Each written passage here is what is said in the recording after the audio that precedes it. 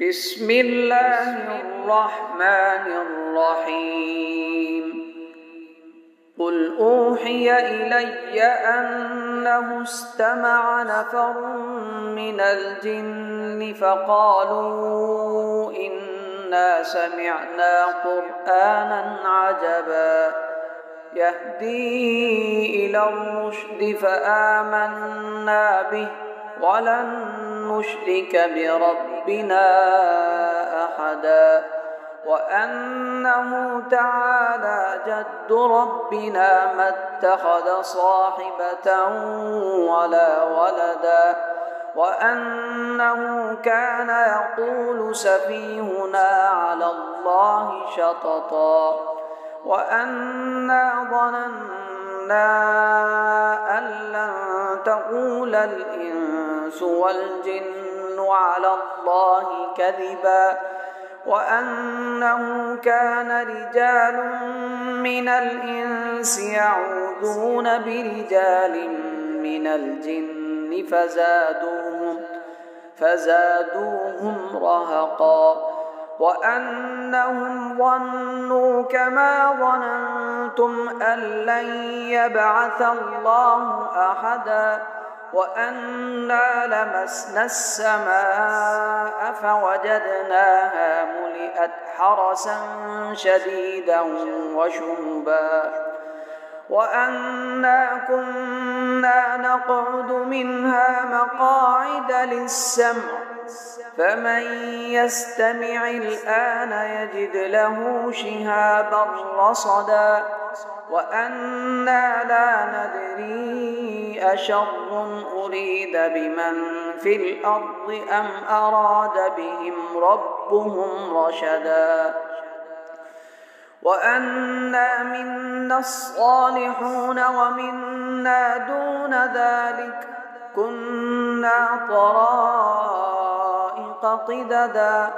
وأنا ظننا أن لن نعجز الله في الأرض ولن نعجزه هربا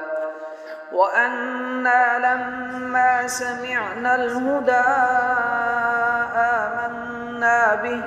فمن يؤمن بربه فلا يخاف بخسا ولا رهقا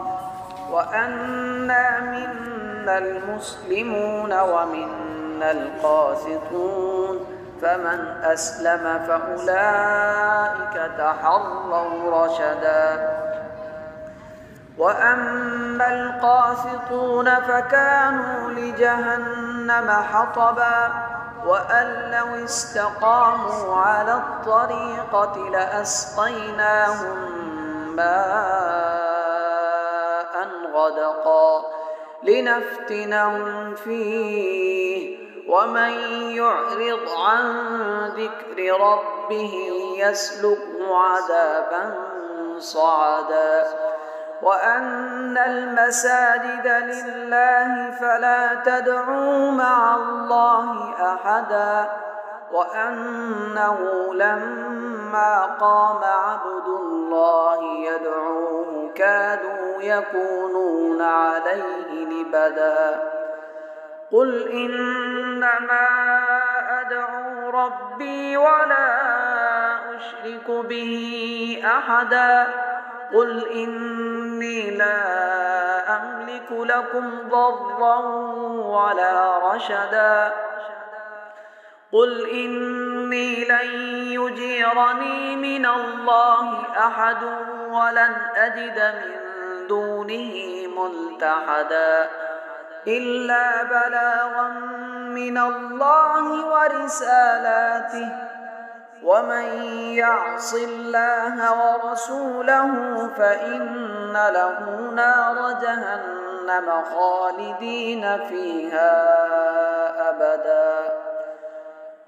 حتى إذا رأوا ما يوعدون فسيعلمون من أضعف ناصرا وأقل عددا قل إن أدري أقريب ما توعدون أم يجعل له ربي أمدا عالم الغيب فلا يظهر على غيبه أحدا إلا من ارتضى من رسول فإنه يسلك من بين يديه ومن خلفه رصدا ليعلم أن قد أبلغوا رسالات ربهم وأحاط بما لديهم وأحصى كل شيء عددا.